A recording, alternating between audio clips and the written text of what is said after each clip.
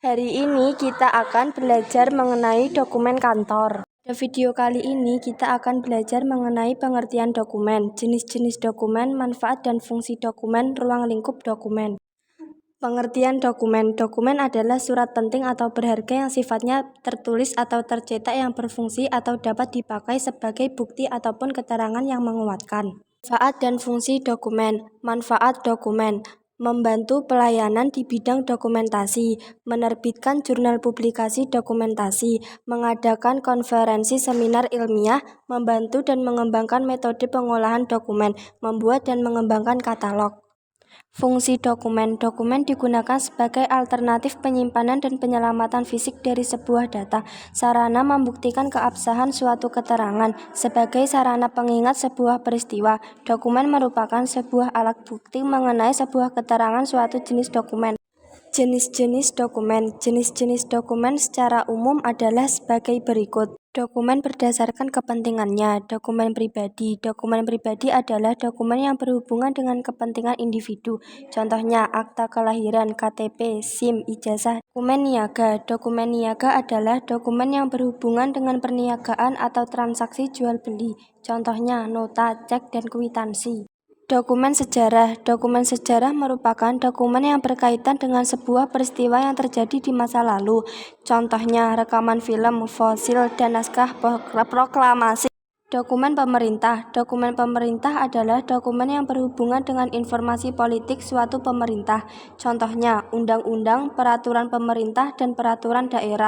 Dokumen berdasarkan bentuk fisiknya. Dokumen literer adalah dokumen yang dibuat dengan cara dicetak, ditulis, divisualisasikan, maupun direkam. Contohnya seperti buku, film, dan majalah. Dokumen korporil adalah dokumen berbentuk benda bersejarah yang memiliki nilai historis. Jenis dokumen ini umumnya disimpan atau dikumpulkan di dalam museum.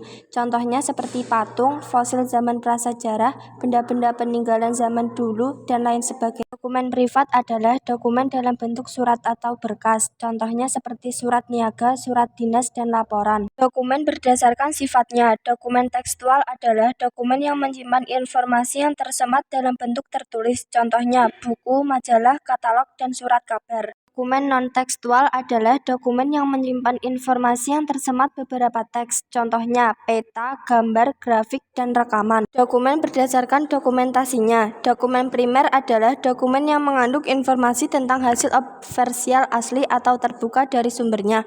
Contohnya seperti hak paten observasi disertai dan laporan.